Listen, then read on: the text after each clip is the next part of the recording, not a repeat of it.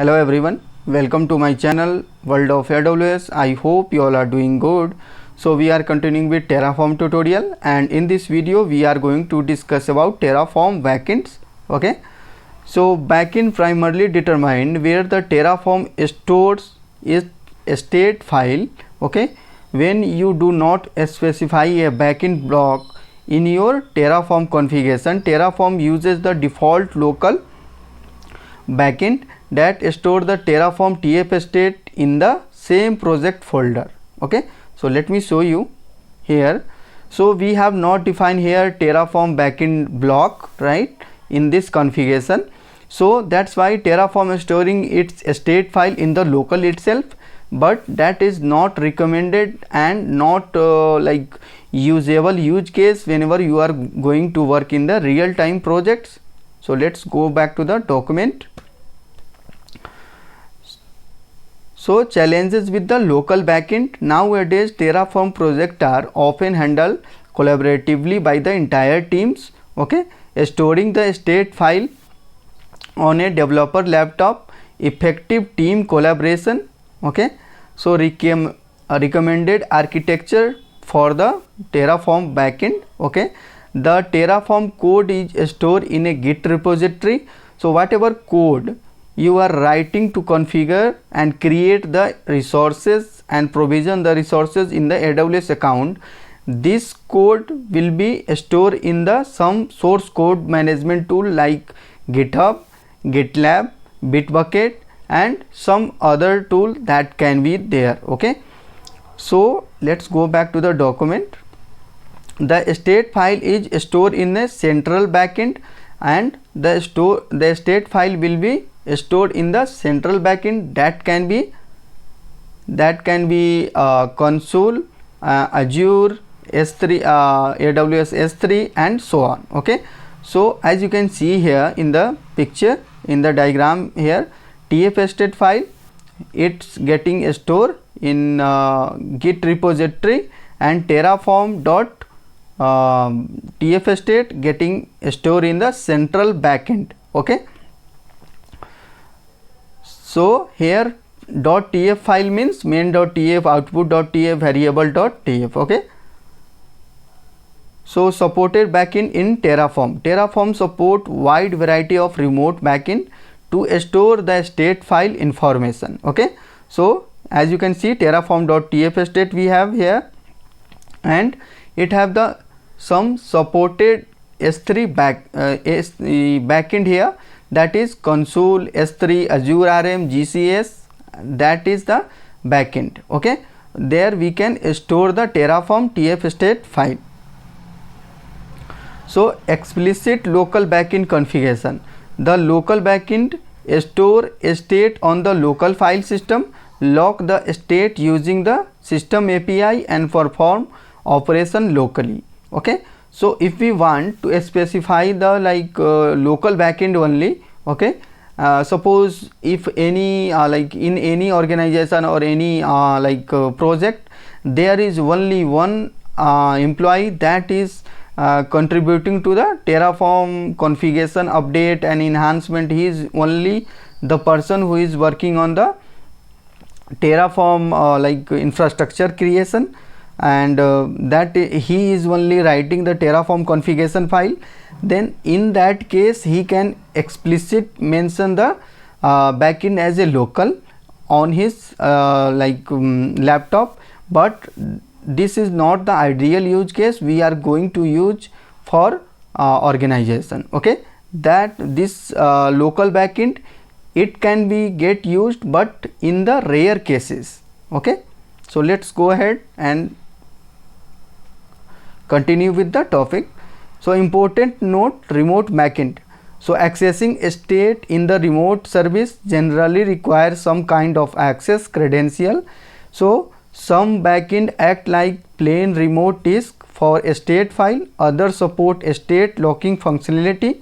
So state locking functionality we are going to see in the next video. Okay, so here you can see we have the Terraform, and here we have the Terraform state file, and here we have the state file saved in the S3, and whenever any request came to the S3 to fetch the state file, so it's saying do authenticate first, means if you have the permission then only you can access my object. Okay, so let's see these things practically so that you can understand it. So let me go to the Google Chrome and let me create S3 bucket first here that I will be using for TF state.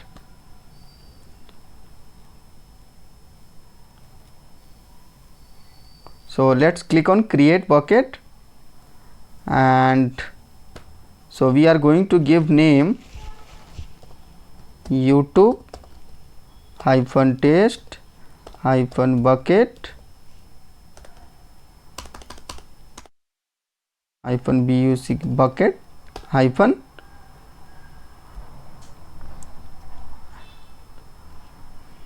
backend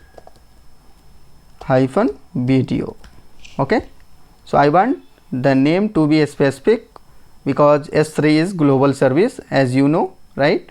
So apart from it, I will go with the default configuration. Now let's click on create bucket, and our bucket is okay. So let's refresh this. AWS region not found, so that is because of this S3 is global service, and now region is reflecting here, so there is no issue. And let me search for AWS Terraform S3 backend. So click on this, the first one. Okay, and here we can use this block to configure the backend. Okay, so example configuration I am going to use that. So let me paste the configuration here, and we don't have any issue to configuration here, so I am going to use that as well. So let me copy this so that it will create some resources and it will keep the TF state file there. So I am going to use t2.nano. Okay, let's save this, and region is US East 1. Okay, so I am going to give the path terraform.tf state. Okay, and in the bucket name I am going to replace the bucket name with the bucket name that I have created just for now for testing purpose. So let me use the bucket name here. So let me paste the bucket name, and apart from it everything looks fine. Okay, so let me first show you that we don't have anything inside this bucket. Okay, as you can see object is 0 till now. Okay, so let's go ahead and open the terminal here. So let me expand it little bit up.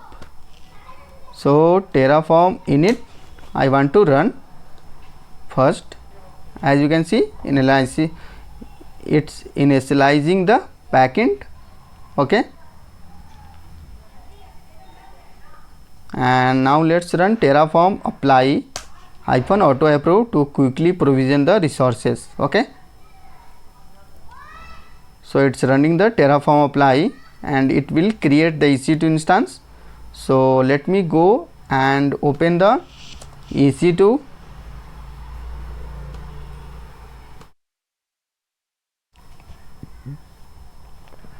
So if we open this instances,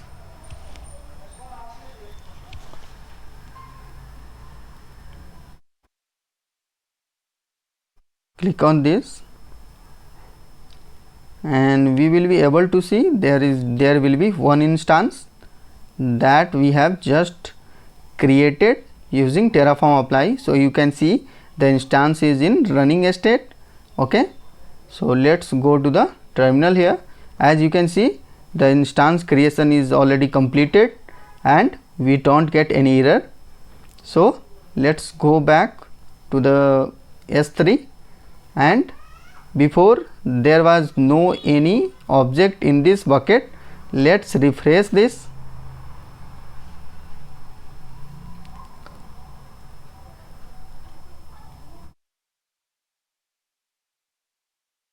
So as you can see here, we got the Terraform TF state file here, right?